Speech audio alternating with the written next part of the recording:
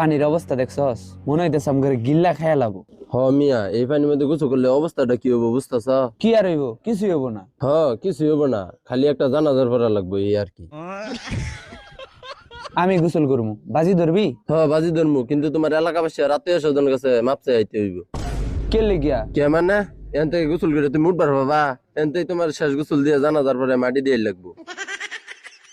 ওইটা তোর চিন্তা করা লাগবো না, আমি তো কইলাম মহানি নামতাছি, তুই বাজি ধরবি নাকি এটা কো। বাজি তো ধরছি, প্রতি ডুব 200 টাকা করিয়া, যাও নামো। ডুব কিন্তু আমি 100 দিমু। 100 না, তুমি 50টাই দাও। না, আমি 200 ডুব দিমু। আচ্ছা 200 দাও।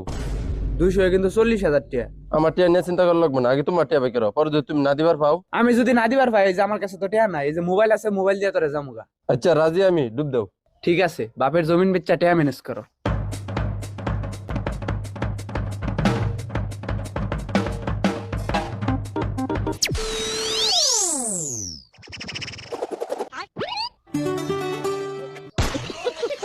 মোবাইল গেলে মোবাইল বহুত কিনা যাবো, কিন্তু জীবন গেলে জীবন আর পাওয়া যাবো না।